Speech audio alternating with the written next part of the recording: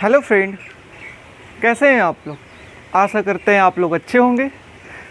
तो आज हम लोग नए चैप्टर की बात करने वाले हैं, दैट इज़ व्हाट, हमारा unemployment and inflation. Unemployment and inflation, ये चैप्टर आज हम लोग डिस्कस करने वाले हैं, ठीक है। इससे पहले हम लोगों ने aggregate demand and aggregate supply का मॉडल जो है, इससे पहले हम लोगों ने ये चैप्टर कर रखा है, ठीक है। तो जो पार्ट 2 है aggregate demand and supply model का, पार्ट 2 का क्वेश्चन, थोड़ा सा 2 क्वेश्चन देख लेते हैं जो प्रीवियस ईयर में आ चुका है। क्वेश्चन नंबर फर्स्ट क्या बोल रहा है? क्वेश्चन नंबर फर्स्ट कि शॉर्ट रन के अंदर एग्रीगेट सप्लाई कर्व कैसे चेंज करता है। शॉर्ट रन के अंदर कैसे एग्रीगेट सप्लाई कर्व चेंज करता है, फर्स्ट क्वेश्चन, ओके। तो वो देखने के बाद ये आपको बना देना चाहिए। सेकेंड क्वेश्चन, लॉन्ग रन के अंदर एग्रीगेट सप्लाई कैसे चेंज करता है, गेट इट, बना देना चाहिए। थर्ड क्वेश्चन, प्राइस और जीडीपी शॉर्ट रन में कैसे चेंज करते हैं और लॉन्ग रन में कैसे चेंज करते हैं, ठीक है। तो वो अगर लेक्चर देखते हैं aggregate supply and demand curve का, वो पार्ट 2, तो ये आप क्वेश्चन सॉल्व कर सकते हैं। जिन लोगों ने भी वो लेक्चर नहीं देखा है, ऊपर शो कर रहा होगा लिंक, उस पर आप क्लिक करके वहाँ से आप लेक्चर देख सकते हैं, ठीक है। तो आज हम लोग जो चैप्टर पे बात करने वाले हैं वो है अनएम्प्लॉयमेंट एंड इन्फ्लेशन, ठीक है। पता चलता है कि ये अनएम्प्लॉयमेंट एंड इन्फ्लेशन ये बहुत ही हॉट टॉपिक है। कोई भी अगर इलेक्शन होता है, कोई भी इलेक्शन हो, सबसे बड़ा मुद्दा क्या रहता है? महंगाई और बेरोज़गारी, यस और नो, बेरोज़गारी और महंगाई, है ना, यही दोनों सबसे बड़ा मुद्दा रहता है। अगर बेरोज़गारी और महंगाई दोनों पे सरकार ने कंट्रोल किया, ठीक है, दोनों को अच्छे तरीके से मैनेज की, तो सरकार इलेक्शन जीतने में उनकी संभावना ज़्यादा रहता है। और जिन्होंने कंट्रोल अच्छे से नहीं किया, उनको जीतने में संभावना कम रहता है। तो ये दोनों बहुत ही हॉट टॉपिक है, खास करके पॉलिटिक्स में। अब हमको समझना इकोनॉमिक सेंस में ये दोनों का क्या महत्व है, क्या होता है, समझ रहे हो। तो ये अब हमको देखना है, ठीक है। तो सबसे पहला जो है स्टार्ट होता है कहानी 1955-56 के आसपास, ठीक है। 1955-56 में थे एक ब्रिटिश साइंटिस्ट जिनका नेम क्या था? A.W. फिलिप्स। A.W. फिलिप्स इन 1957, ठीक है। A.W. फिलिप्स, इन्होंने क्या किया, एक आर्टिकल पोस्ट किया, ठीक है। एक आर्टिकल इन्होंने लिखा और उस आर्टिकल में इन्होंने क्या किया, इन्होंने बताया कि मैंने ये आर्टिकल जो है ना वो 97 ईयर, मतलब ब्रिटिश इकॉनमी में 97 ईयर, मतलब 1957 से पहले 97 ईयर का मैंने डाटा लिया। और जब मैं ये डाटा लिया तो इससे मेरे को क्या मिला, इन्होंने कहा कि जब वेज एम्प्लॉय का बढ़ता है, अगर लेबर का वेज बढ़ता है, ठीक है, इन्होंने कहा कि लेबर का अगर वेज बढ़ता है तो अनएम्प्लॉयमेंट कम होता है। अगर लेबर का वेज बढ़ता है, मतलब अगर किसी का मंथली सैलरी अगर बढ़ रही है तो बेरोज़गारी कम होगी। इन्होंने ये बोला, इन्होंने ये आर्टिकल में अपने डाटा से ये रिसर्च करके उन्होंने ये दिया कि मैंने 97 ईयर को डाटा को रिसर्च किया, ठीक है, वो, और उसके देखने के बाद मैंने ये कंक्लूज़न निकाला कि अगर किसी का भी वेज बढ़ता है तो हमारा अनएम्प्लॉयमेंट कम होता है, बेरोज़गारी कम होती। इन्होंने ये बात कहा। और उल्टा सेम उल्टी बात, दैट इज़ वेज अगर कम होता है तो अनएम्प्लॉयमेंट बढ़ता है, अनएम्प्लॉयमेंट बढ़ता है। मतलब अगर मंथली सैलरी कम हो रही है तो बेरोज़गारी धीरे धीरे बढ़ रही है, इनका ये कहना था, ठीक है। इसी चीज़ से रिलेशन आया, क्या चीज़ देखो, वेज है।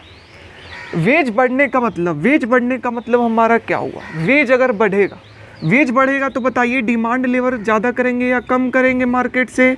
डिमांड गुड्स का क्या करेंगे, लेबर ज़्यादा करेंगे, यस और नो। अगर वेज बढ़ती है तो डिमांड क्या करेंगे, लेबर ज़्यादा करेंगे। यस और नो? तो हाँ, डिमांड मार्केट से ज़्यादा, अगर डिमांड ज़्यादा करते हैं मार्केट से तो प्राइस धीरे धीरे क्या होगी, बढ़ जाएगी, हाँ या ना? हाँ। तो अगर महीना मंथली सैलरी अगर बढ़ रहा है तो प्राइस भी क्या होगा, बढ़ेगा। वैसे मंथली सैलरी अगर कम हो रहा है तो प्राइस भी क्या होगा, कम होगा, क्योंकि डिमांड क्या होगा, कम हो। तो यहाँ से रिलेशन आया कि वेज से हम लोगों ने प्राइस का रिलेशन निकाला कि प्राइस बढ़ेगा, अनएम्प्लॉयमेंट कम होगा, प्राइस ज़्यादा होगा, अनएम्प्लॉयमेंट ज़्यादा, प्राइस कम होगा, अनएम्प्लॉयमेंट ज़्यादा होगा। यस और नो? तो ये चीज़ हम लोग निकाला। अब देखो, एक टर्म आता है जिसका नेम है इन्फ्लेशन। इन्फ्लेशन कहते हैं किसको? इन्फ्लेशन कहते हैं प्राइस इंक्रीजेस ओवर टाइम। मतलब price increases over time, price बढ़ता जाए समय के साथ साथ, लगातार प्राइस बढ़ता जाए, तो उस चीज़ को हम लोग क्या कहते हैं, इन्फ्लेशन, महंगाई। ठीक है, प्राइस क्या हो रहा है, बढ़ रहा है, तो प्राइस बढ़ रहा है धीरे धीरे, प्राइस बढ़ते बढ़ते इसी को क्या हम लोग नाम दे दे, इन्फ्लेशन। Any problem? होना तो नहीं चाहिए, इन्फ्लेशन। समझ रहे हो कि नहीं? वेज इंक्रीज किया, डिमांड इंक्रीज किया, प्राइस इंक्रीज किया, प्राइस इंक्रीज किया, उस चीज़ को क्या कहते हैं, इन्फ्लेशन इंक्रीज किया। तो इन्फ्लेशन अगर इंक्रीज करेगा तो अनएम्प्लॉयमेंट डिक्रीज होगा। गेटिंग और नॉट? अगर इन्फ्लेशन इंक्रीज करेगा तो अनएम्प्लॉयमेंट डिक्रीज होगा। वेज की जगह पे क्या नेम आ गया, इन्फ्लेशन। क्यों इन्फ्लेशन आ गया? क्योंकि रिलेशन देखना चाहते हैं, क्योंकि इन्फ्लेशन एंड अनएम्प्लॉयमेंट बहुत ही हॉट टॉपिक है। ये दोनों में क्या रिलेशन? ये जो A.W. फिलिप्स है उन्होंने तो डिराइव किया था इस चीज़ से, ठीक है, उन्होंने वेज से डिराइव किया था, लेकिन अल्टीमेटली वेज बढ़ने के कारण डिमांड बढ़ेगा, प्राइस बढ़ेगा, तो इन्फ्लेशन बढ़ेगा और अनएम्प्लॉयमेंट कम होगा। उसी तरीके से इन्फ्लेशन अगर कम होगा, इन्फ्लेशन अगर कम होगा तो अनएम्प्लॉयमेंट क्या होगा भैया, अनएम्प्लॉयमेंट हमारा ज़्यादा होगा। एनी प्रॉब्लम नहीं ना? तो ये चीज़ देखो, अगर महंगाई को बढ़ाना है तो बेरोज़गारी, अगर देखना, अगर बेरोज़गारी को कम करना है, दैट इज़ अनएम्प्लॉयमेंट मार्केट में कम करना है, तो महंगाई बढ़ाना पड़ेगा साहब। और अगर महंगाई को कम करना है, महंगाई अगर मार्केट में ज़्यादा है उसको कम करना है, तो अनएम्प्लॉयमेंट बढ़ाना पड़ेगा साहब। समझ रहे हो ना? अगर इसको कम करने के लिए जाओगे ये ज़्यादा होगा, इसको अगर कम करने के लिए जाओगे ये ज़्यादा होगा। एक चीज़, इन्फ्लेशन और अनएम्प्लॉयमेंट, महंगाई और बेरोज़गार, ये दोनों है ना, एक तरीके से कह सकते हो ये दोनों विलन है। एक फिल्म का क्या है, विलन है। इकॉनमी का क्या है, विलन है। विलन के आ जाने के कारण क्या होगा, विलन के आ जाने के कारण इकॉनमी स्टेबल नहीं होगा। समझ रहे हो कि नहीं? इकॉनमी स्टेबल नहीं होगी, तो विलन को हटाना है, विलन को हटाना है इकॉनमी से। तो अगर एक विलन को हटाते हैं तो दूसरा विलन बढ़ाना पड़ेगा। यस और नो? दूसरा विलन ज़्यादा आ जाएगा, और दूसरा विलन को अगर कम करते हैं तो पहला विलन ज़्यादा हो जाएगा। गेटिंग और नॉट? इन्फ्लेशन, महंगाई और बेरोजगारी दोनों खराब चीज़ें, एक बढ़ाएंगे एक कमेगा, एक कमेगा एक बढ़ेगा। And this relation is given by A.W. Phillips. A.W. Philips.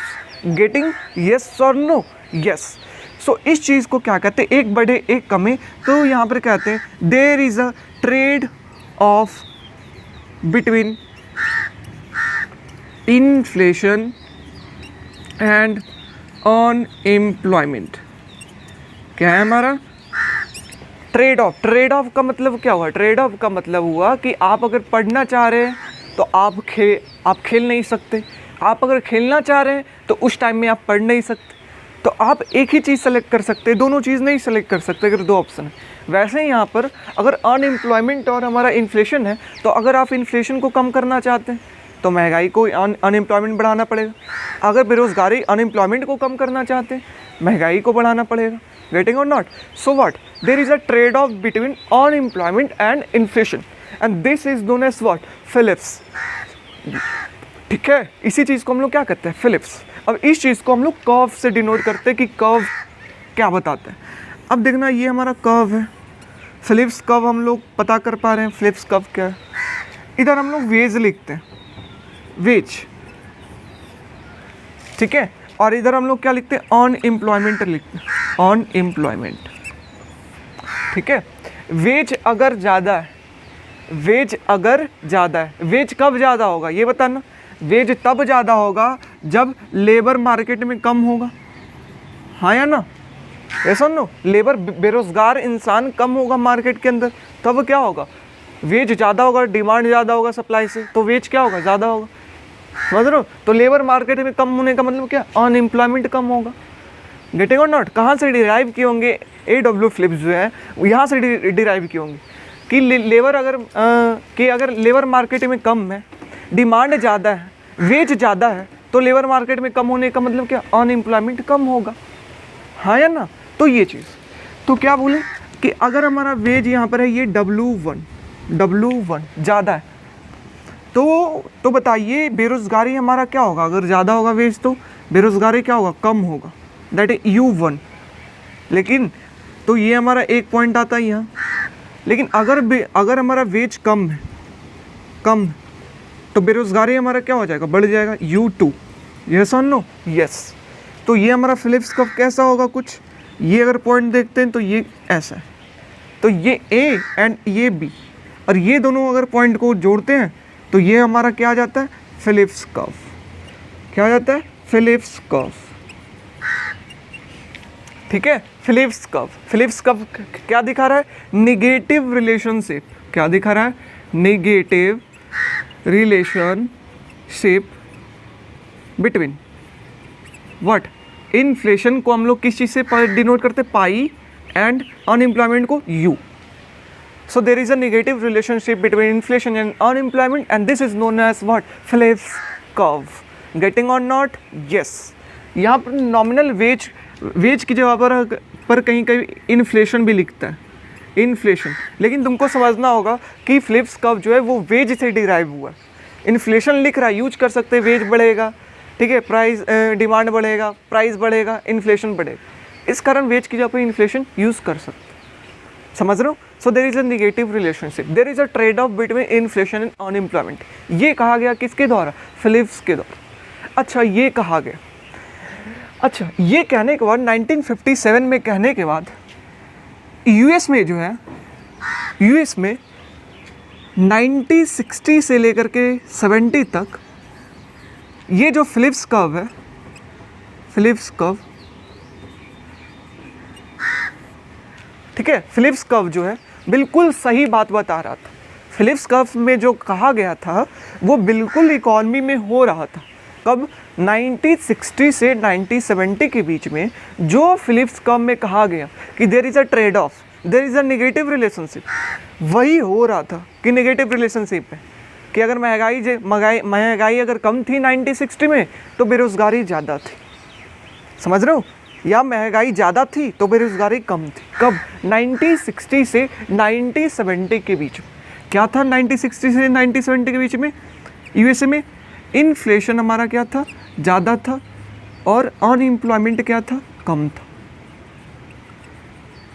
ठीक, मतलब बिल्कुल जो फिलिप्स के द्वारा कहा गया था वही इकॉनमी में हो रहा था। इस कारण फिलिप्स पॉपुलर भी बहुत हुआ, फिलिप्स कर्व पॉपुलर भी बहुत हुआ। कब? 60 से 70 के बीच फिलिप्स कर्व बहुत पॉपुलर हुआ। ठीक है, किस तरीके से यूएस इकॉनमी में हम लोग कर्व के द्वारा ये समझते हैं, ये अगर इन्फ्लेशन है, ये अनएम्प्लॉयमेंट है, ठीक है, तो कैसे हुआ?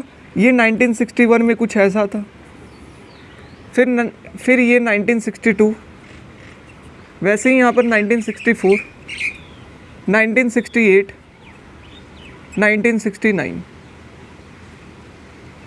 ठीक है। और ये कर्व को अगर हम लोग ड्रॉ करते तो कुछ ऐसा, हाँ या ना? कुछ यूएस इकॉनमी में इस तरीके से काम हो रहा था। समझ रहे हो कि 1961 में बेरोज़गारी क्या थी? ज़्यादा थी, U1, तो इन्फ्लेशन क्या था? कम था।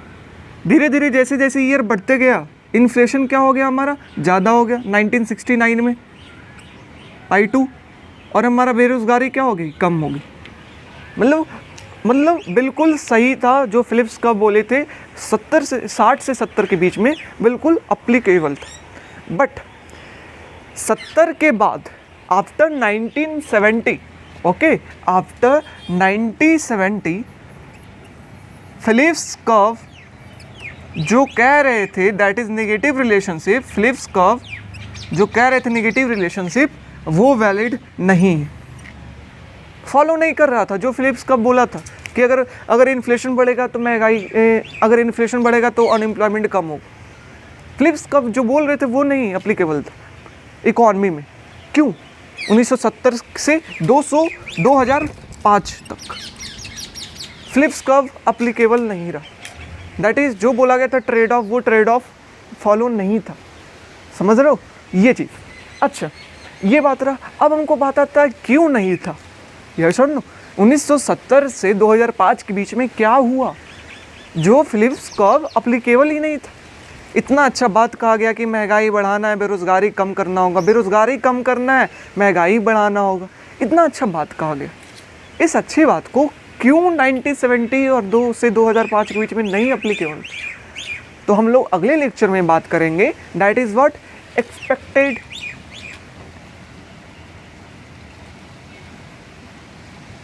Augment Phillips curve. Phillips curve क्या चीज़? अगले लेक्चर में हम लोग बात करेंगे एक्सपेक्टेड ऑगमेंट फिलिप्स कर्व। ये सुन लो, हम लोग अगले लेक्चर में बात करेंगे एक्सपेक्टेड ऑगमेंट फिलिप्स कर्व। ये हमको बताएगा क्यों 1970 से लेकर के 2005 के बीच में ये हमारा फिलिप्स कर्व क्यों हमारा अप्लीकेबल नहीं था, क्यों फॉलो नहीं हुआ। कब? 1970 से लेकर के 2005 तक। समझ रहे हो? तो इस लेक्चर में हम लोगों ने बात किया फिलिप्स कर्व क्या होता है, कैसे डिराइव हुआ, उसका हिस्ट्री क्या है, कब अप्लीकेबल था। ठीक है, ये चीज़। अब आपके स्क्रीन के ऊपर क्वेश्चन आ रहा होगा जो प्रीवियस ईयर क्वेश्चन है। पहला question number, what is Phillips curve. Phillips curve क्या है और फिलिप्स कर्व को डिराइव कैसे करेंगे। समझ रहे हो ये क्वेश्चन। और हम लोग एक इसमें और एडिशन कर सकते हैं कि फिलिप्स कर्व कब अप्लीकेबल था, ये क्वेश्चन। ठीक है, तो ये क्वेश्चन अब हम लोग अटेम्प्ट कर सकते हैं ये वीडियो देखने के बाद। Any problem? सो ठीक है, थैंक यू सो मच। मिलते हैं नेक्स्ट लेक्चर में। Have a nice day, bye bye.